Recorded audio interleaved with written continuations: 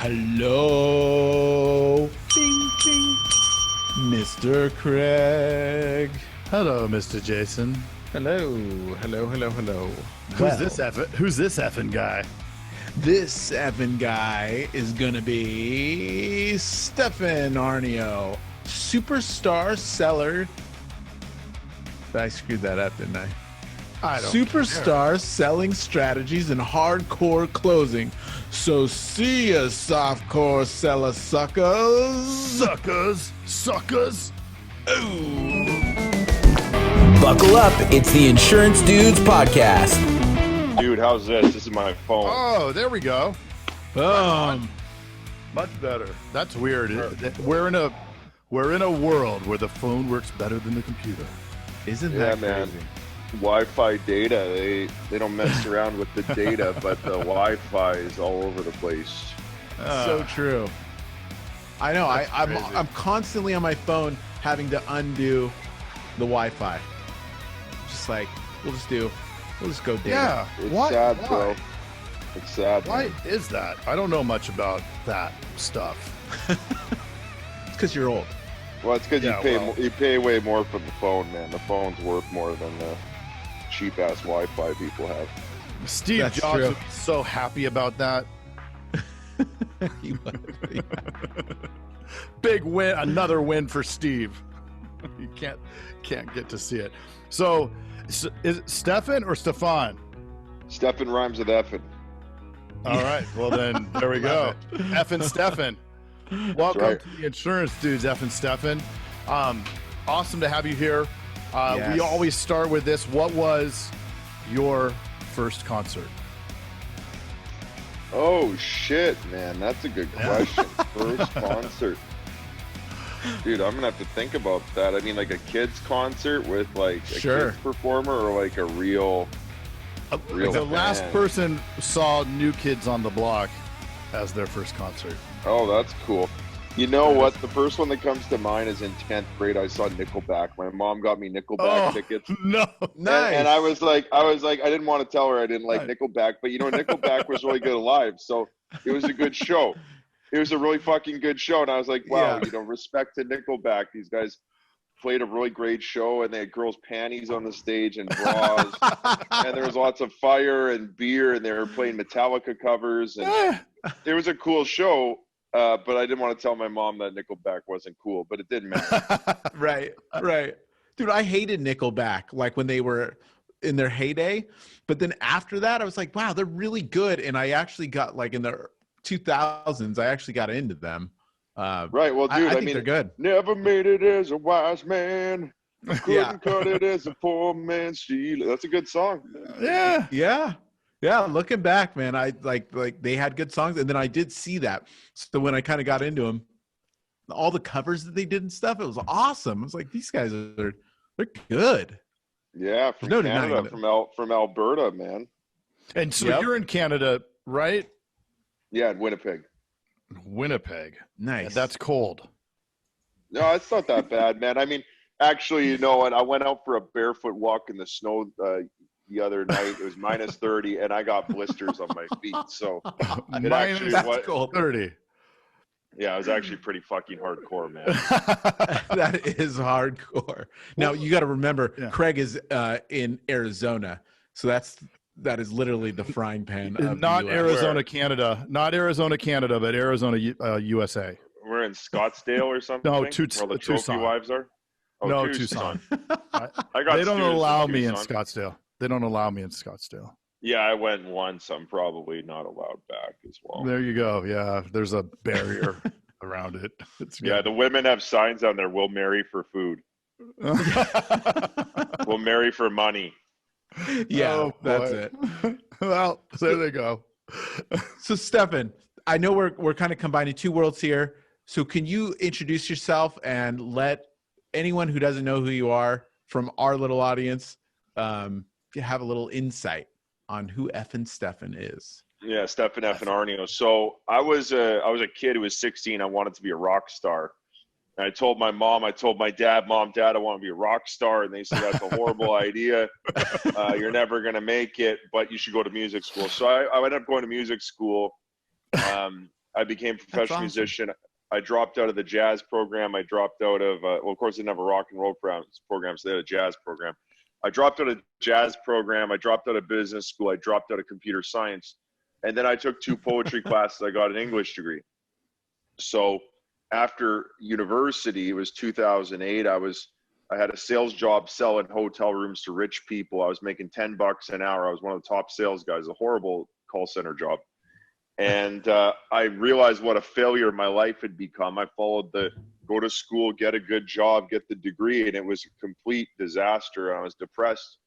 And then I ended up selling all my instruments. I saved up all my money. I started taking real estate seminars.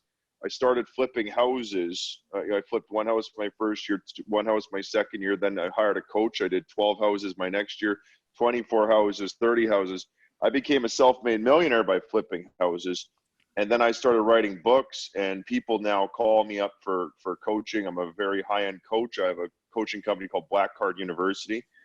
And we provide a 5-year program for someone to go from zero to millionaire. We teach real estate investing, sales, and coaching. Those are the 3 things we do.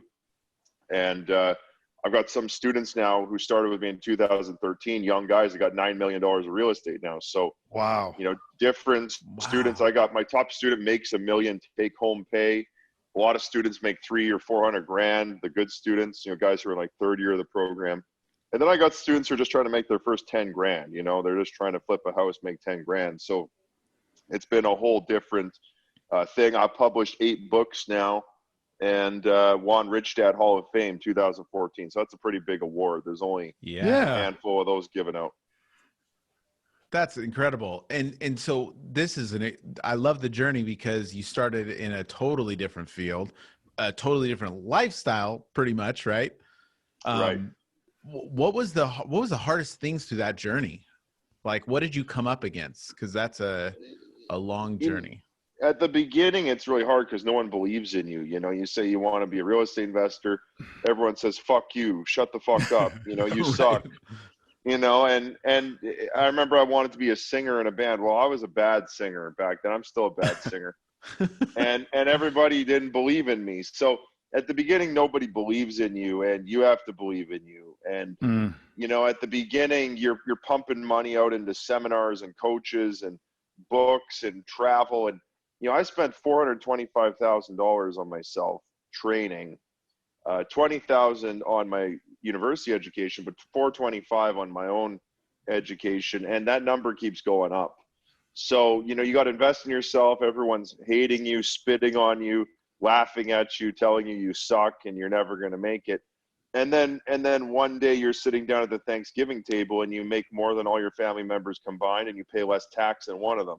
So, you know, the tables do turn at some point if you stick with it. The That's grind. awesome. You have to be able to put in the work, though, right? A lot of folks just want to get there quick. Yeah, there is no quick. I mean, it is 10 years. It is 10,000 hours. Bought my first property in November 2009, a little 2-bed, 1-bath in Winnipeg here.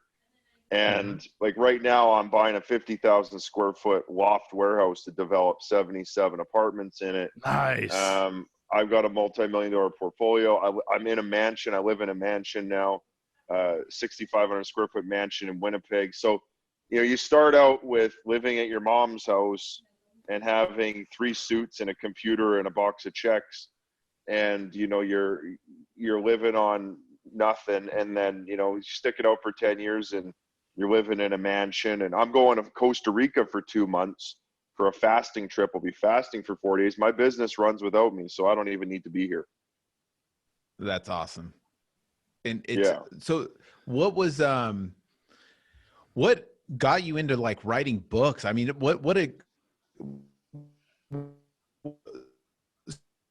you stopped flipping, and how did you get into the coaching side of it? I'm always curious by that. Yeah. So the book writing, I went and took a seminar from a guy named Raymond Aaron. He's a Canadian speaker and coach guy. And he said, if you want to be rich, you got to write a book and you got to build a brand. And Nice. So he was selling a $3,000 how to make a book course. And I was a writer, you know, I always liked writing. I wrote poetry. I wrote my songs. I'm a Cancer dude. So Cancer's always writing their sad poetry about their sad life. And anyways, so I bought this $3,000 course, and I didn't do it because that's what people who do buy courses do. They buy them and don't do them. Right. And I sat on it for some time, and then I started a website. I said, I'm going to build my brand. I started a Weebly website. It was a $0 website. And I started putting blogs up on my website, and people started reading the blogs. They go, wow, these are great blogs. We want you to come speak. So I blogged 120 articles, 120 days. Wow. And then, yeah, you just do it every day before bed. You write one article. So I'd read a book. I'd write about what I read, and people are like, wow, that's a genius. It's like, well, dude, I just read a book and I wrote about it. And then I took my 35 best blogs I made into a book called Money People Deal. And I remember being at my mom's house. I think I'm 25, 26. And I have 200 copies of Money People Deal show up on my doorstep or my deck at the back. And I had 40 names on a list of Weebly website people that wanted to, I guess, were interested in what I had to say. And now today, you know, it's I'm 33 now, so it's been 7 years. I've got 40,000 customers on an email list who bought things from me. We've sold over 20,000 copies of Money People Deal. I have a multi-million dollar coaching enterprise with several different coaches. I think we have 5 or 6 coaches working for us, hundreds of customers. I think we have like 8 or 9 salespeople full time in a call center. Like, we're getting a 9,000 square foot office space right now. So that really changes from, you know, being a guy who has a bunch of print on demand books on his mom's porch. Yeah. To, you know, we're buying some real office space now, and we've got people flying in from all over North America to work for me. That's incredible. And what do you like doing? So you're flipping houses, and that's one skill. And then now you're writing books and you're doing coaching. Where do you fall? Like, where do you think that your superpower is? Like, what do you like to spend time on? Well, I'm only good at 2 things. I'm good at writing and I'm good at selling. And house flipping, I know all about it, but I wouldn't say I'm the best house flipper in the world.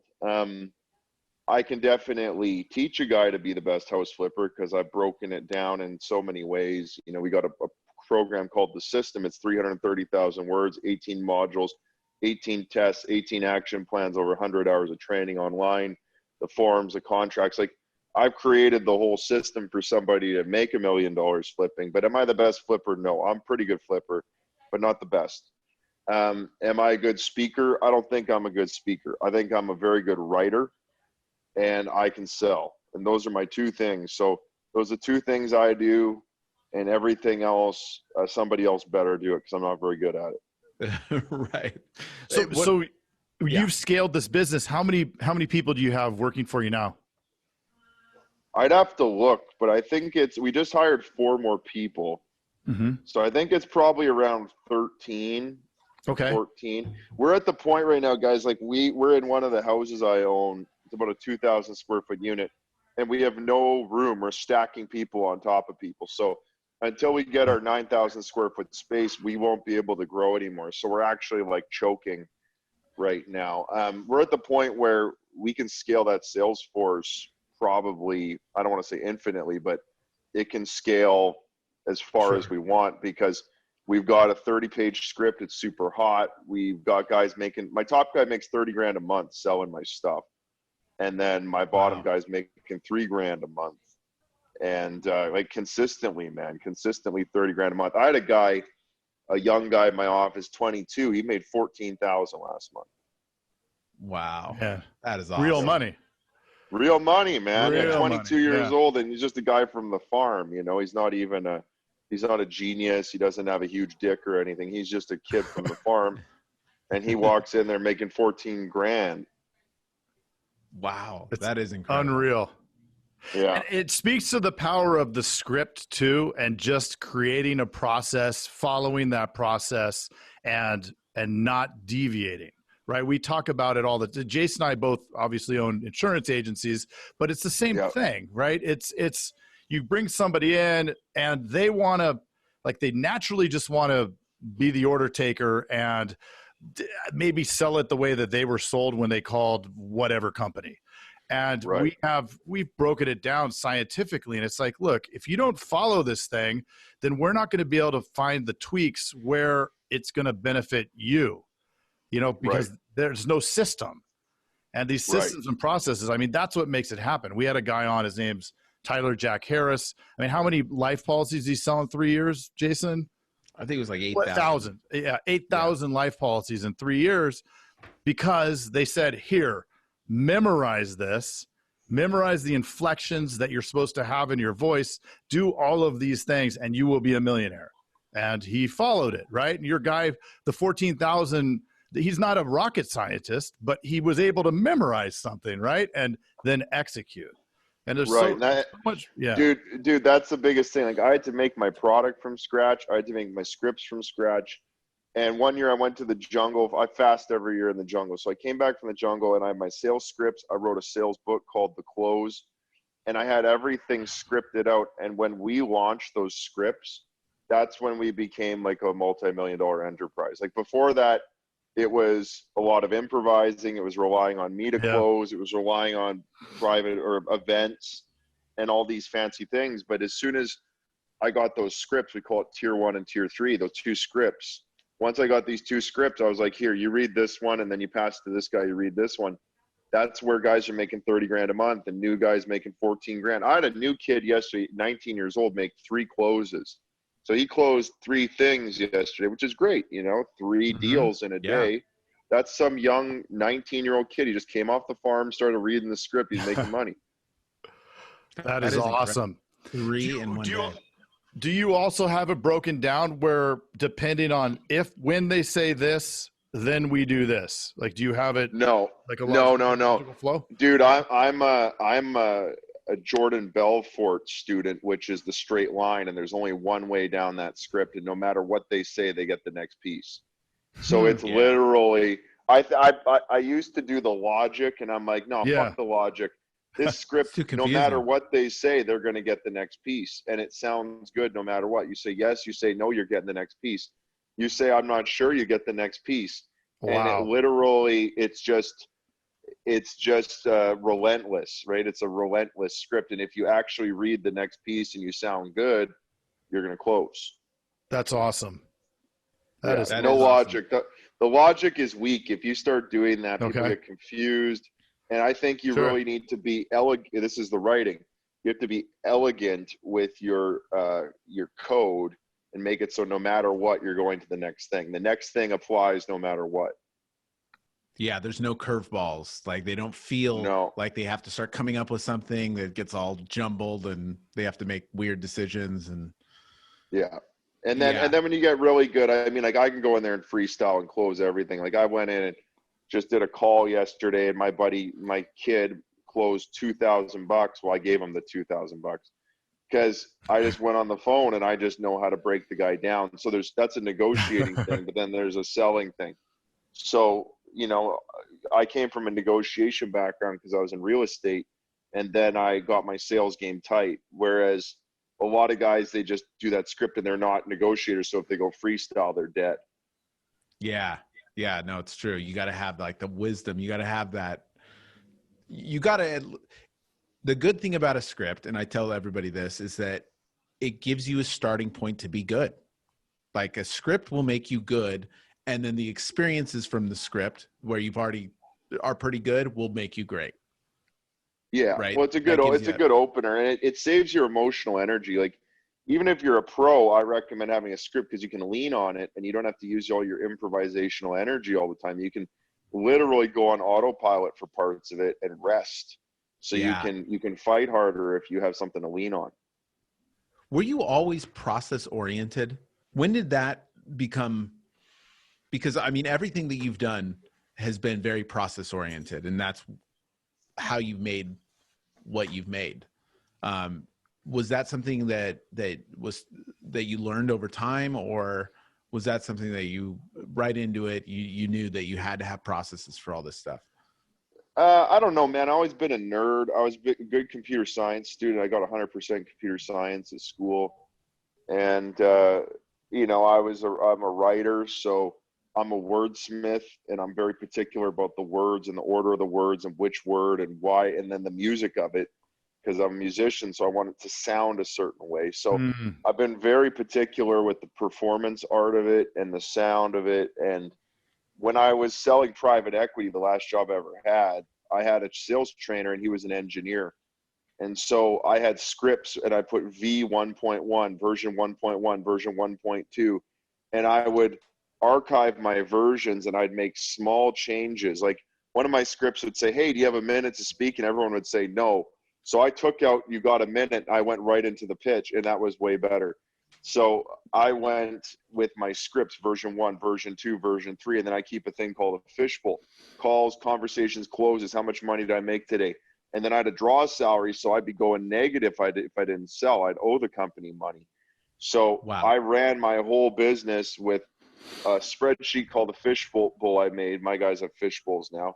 And then I had my specific script, and I knew every day I had to book 2 meetings. I had to do 2 meetings every day. I had to do 50 calls every day to get my 2 meetings. And if I did 2 meetings every day, I did 10 a week. I closed 40% because I'm a fucking badass.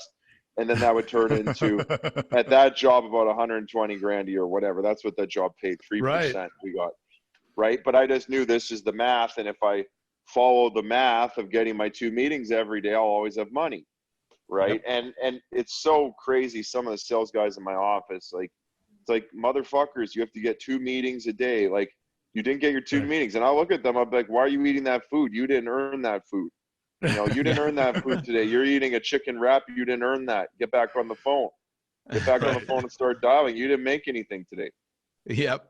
Yeah, the math, that's what's so beautiful about any sales ecosystem is the math. Like the math you cannot dispute, right? Depending on what your closing ratio is and all the way back to the number of appointments, you cannot dispute it. So when you have the guy or gal that's there and they're eating the chicken wrap and they haven't gotten to their 2 appointments, when they know, and for us it's quotes, right? How many quoted households did you hit your 10? No, but I know that I'm going to have a great day. No, you're not. You have to hit the 10, right? Or whatever that metric is. And it's amazing how we'll get into it from the state of logic to the state of hope. Like they're hoping they're going to hit it because things will change. But at the end of the day, it's all about those numbers. Yeah, hope is for the hopeless, man. I mean, if you're hoping, you're that. hopeless.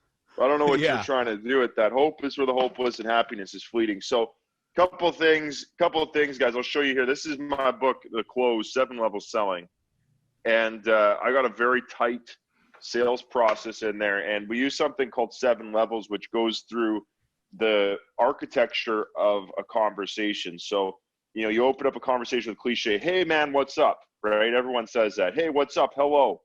That's a cliche. Then we move on to facts. Boy, it sure is cold in Canada, isn't it? I think you guys would say, oh, Winnipeg's cold. That's a fact. So that's level 2. Then we move to opinions, level 3. Hey, did you see the Winnipeg Jets win the other night? Were you happy that they won, right? Like some bullshit opinion thing. Then you move to level 4. You know, hey, you want to be in real estate investing. Where do you want to be in the next 6, 12, 18 months? Or maybe it's insurance, you know. Hey, you know, what kind of policy are you looking for? I don't know. I never sold insurance. But, you know, if you were dead, could your wife dress as good? You know, that's a good question in insurance. Number 5 is feelings. You know, how would it feel if you could hit that kind of goal? Number 6 is fears and weaknesses. You know, what's stopping you from get to where you want to go? And then needs is what do you need to bridge the gap from where you are today to where you want to go? And those 7 levels, you can change the questions in and out. We move through these language patterns where we're speaking to each other. And like you could be picking up a waitress at a restaurant. You could be selling a guy some insurance. You could be selling a guy a coaching package. You could be selling a guy anything.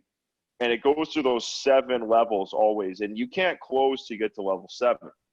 So if you got a good script, you can dissect it and be like, what level am I on? We're on level 1, 2, 3, 4, 5.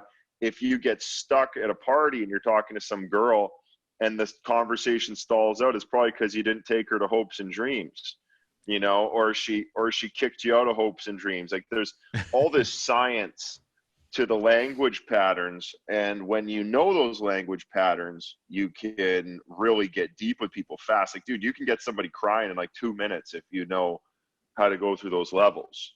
You take them to the emotional state, right? From the state of logic or whatever to their emotional state. Yeah, you hit them on level 5 feelings, level 6 fears and weaknesses. And if you keep hitting fears and weaknesses, 6, 6, 6, 6, 6, you keep hitting that, they're going to break down, man. I've had people cry when they're closing. I've made people get divorced to buy my product. Wow. Yeah. Well, I had this guy who's trying to refund, and I said, dude, why are you refunding? He said, my wife won't let me. I said, does your wife support your dreams? He said, no. I said, she's not your wife then. And they got divorced. Wow. It's powerful though, crazy. right? That's an important piece. If you don't have your spouse supporting the things that you want and desire, there's something wrong. Yeah, well, I mean, either you're going to be unhappy or she's unhappy. It's no good, right? Yeah, so it's bad for both. So the 7 levels, that's the thing. And then this book, 10 Commandments of Negotiation. There's some good stuff in here for closing. And then this tool, I use this as one of my tools, the Black Book. This is for marking down all your meetings and your negotiations so you know what you said last time. You mark it down on paper. Some guys say, oh, I got a CRM. I say, fuck your CRM. You got to write it down. You might want to transcribe it into a CRM, but the paper is the king. Hey there. Yep. You guys like food? I got food coming on the podcast here. I love it. I love it. Yeah, I got my food too. Thank you. There's straws in there? Yeah, straws in there. Thanks. I hope there's straws Awesome. in there. Are they Yeah, paper I hope- straws? Is the question. Yeah, it's a paper straw. It goes limp in your mouth, so everyone's disappointed, eh? Yeah. Hey, I have I think right now would be a perfect time to bring up. I mean, how can people find your books? If they, because I mean, this stuff is so valuable, regardless of any, I think real estate and insurance, it's all so similar, and it really does come down to those selling principles, regardless. Yeah, so they can get the book like at stefanarnio.com/store. They can get my books. I think they're on Amazon too. They're on Audible. All the places you get books, you can get it. You can go to the store and order it. I don't buy shelf space, but we do sell a lot of books. And I think books is one of the best and biggest ways to really get good at something, like start reading about it. Yeah. Yeah, we're huge Audible fans. It saves a little time. You got me on the Audible. Yeah. So, and if they want to get a hold of your program, the real estate program, just go to your website.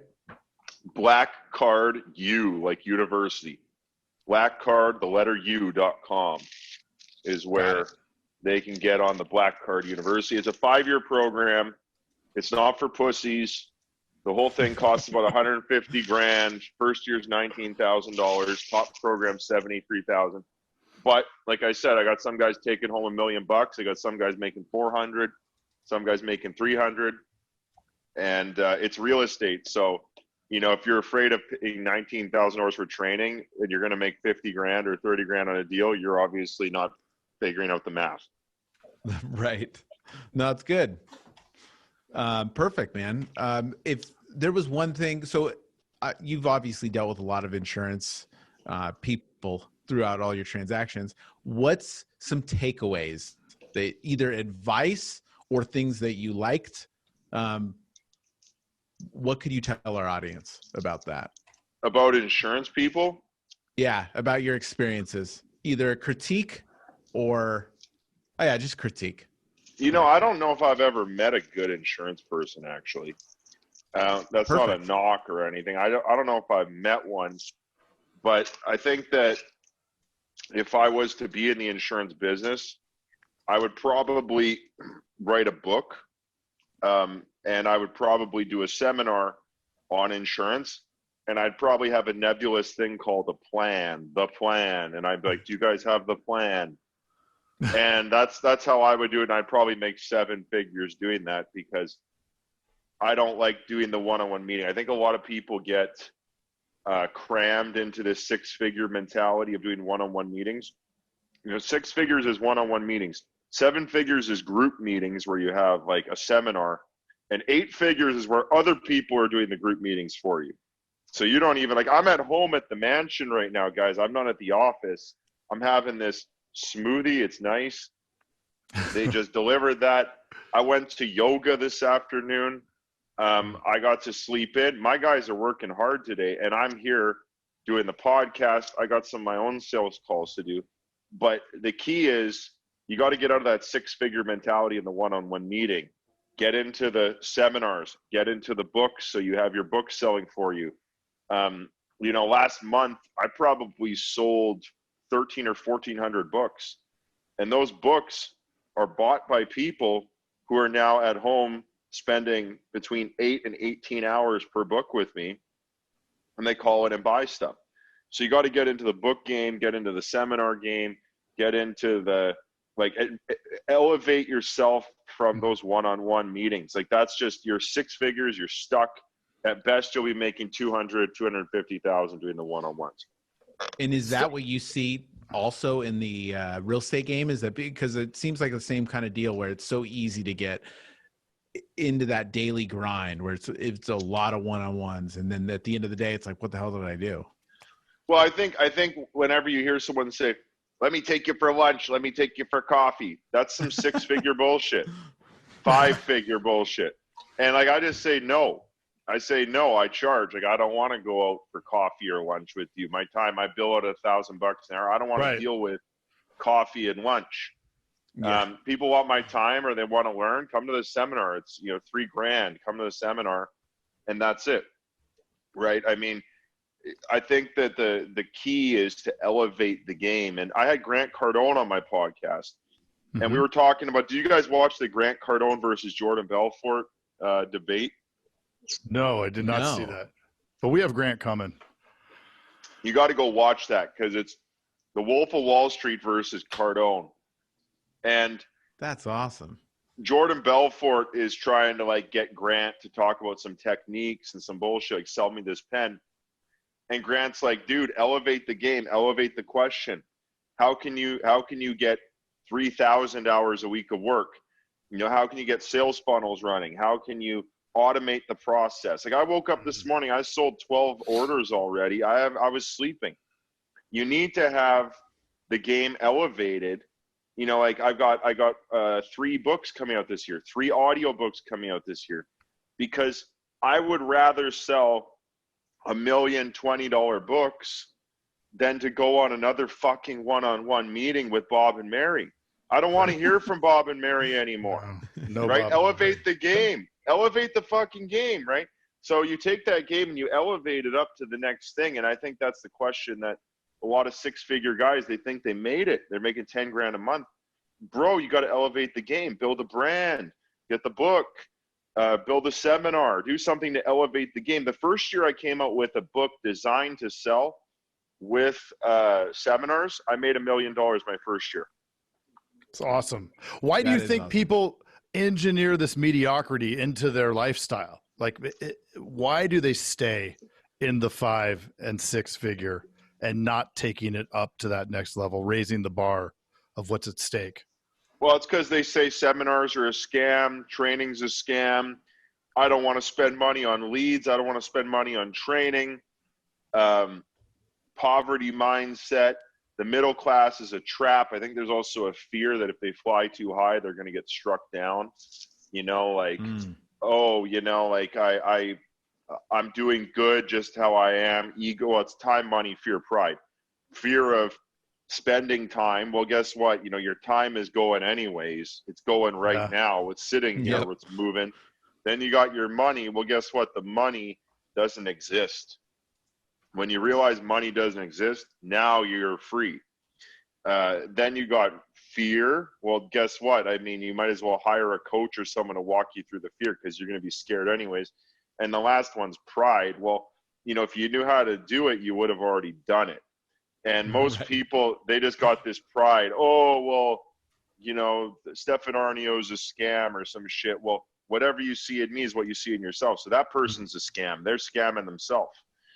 And so it's a big growth thing, and people are afraid. They're scared to drop 10 grand on their training, or 50 grand on their training, or 100 grand on their training to get to the elevated question. Or Right there. even when they accept that they finally accept it, then they have their wife telling them not to, or their friends saying, why would you do that? So there's always this constant influx, right, of information against Well, then you got to fire that friend. Right. That friend is not your friend. And the wife, one of three things is going to happen with her. She gets on board and she supports you and does it with you, or she supports you and stays away and bakes cookies and makes dinner and she supports you. Or the third one is you get a different wife. Right. Yeah. She's either on board doing it, on board not doing it, like taking the kids to hockey practice and ballet. Yeah. Or get off my bus, right? Yeah, and some people go, oh, she's my wife. Well, dude, she's not helping you, so time to do something else. Yeah, and you have to be able to recognize when you're in that space, like when you're talking about at the beginning. You leave music, you go into the space, and everybody's against you. You know, to be able to move past that and just go. It's freaking rad. Yeah, well, you're even against yourself at the beginning, and that's another thing is self-sabotage. A lot of guys don't believe they should have $1 million. I ask my sales guys all the time. I say, "What do you want to make this year?" 100 grand. They say some magical 100 grand, and I go, "Okay, magical 100 grand." I go, "Okay, well, what'd you make last year? 40. What'd you make the last year? 40. Okay." As soon as the guy makes 40 grand, he stops working because he's programmed his thermostat to make 40 grand. And so he's stuck at 40 grand, and he's got to do something to get his thermostat up. He needs a hotter girlfriend, or he needs to go stay in a 5-star hotel for a week, and then he'll come out of there and realize he lives like a bum. He's got to go taste the better steak because he's eating hamburgers every day. Have you done that with some of your staff? Yeah, well, I'll tell them to get their thermostat up. You know, I'll say, hey guys, go stay in a $700 a night hotel. You know, go have a $200 dinner. You know, go spend some money. Go get yourself. This is one I don't like this. Like, I don't do this myself, but this is a big one a lot of people do. Get a brand new Mercedes on a loan. You know, you got that Mercedes payment. You better perform now. Right? That's one thing. Yep. Real estate agents do that. I drive the oldest, shittiest car ever, and I don't like having a payment because I'd rather have another building. Right. But that's a way to do it. You know, go get yourself, you know, a $2,000 suit. Well, now you're tasting it, man. You better get your game up because, you know, you're either going to sink or swim now. Yep. I love that. When, by the way, training, throwing down big on your training will increase your thermostat, and throwing down big on tithing to a church will do that too. You know, one of my guys who made 14 grand, he gave $5,000 donation to his church, and then boom, he made 14 grand the next month. And he was hitting 3 grand a month before. So he threw down a big tithe, he grabbed his balls, and he threw down a big tithe and wasn't scared anymore. And now he's making money. And he's replacing it, right? It's gone. It's doing something good, and he's got to replace it again. Just like the car payment. Create the fear. Yeah. It creates the belief. Yeah. It's faith. He's stepped into faith because he says, I don't know how I'm going to do this. I don't have 5 grand, or maybe he did, but he threw down 5 grand. Now he's making 14. It's just like jumping in the pool. You're scared it's going to be cold. But as soon as you do it, it's like, even if it is cold, you're going to do it again. Yeah. But you got to take that first leap. Cool. Cool, gents. I got to run to my next thing. I'm supposed to jump on a sales call now, but it's been awesome talking to you guys. And if anybody wants to know more, StefanArnio.com, StefanAarnio.com. Same as social media, Stefan Arnio. And would love to see you guys pick up those books. They're pretty hot techniques in there, and I'm sure you guys can close a lot more insurance and say, well, can your wife dress so so much. Would your wife be able to dress as good if you were dead? I like Yeah. it. Some love of that. those hardcore closes, you know. I'm gonna use that. Awesome, man. Thank We'll you so put it much. all in our show notes. All right. Thanks a lot, Yeah. gents. Stefan. Appreciate it. See you, F and Thanks Steph. so much. Take care, man. All right. Bye-bye. Bye. Hey, you've got to check out the Insurance Dudes Inner Circle coming soon, where you get extended interviews as well as live coffee talks in our private Facebook group. Join the mailing list today at theinsurancedudespodcast.com. Hey, thanks for checking out The Insurance Dudes. Hey, please subscribe. We got some really great stuff coming out.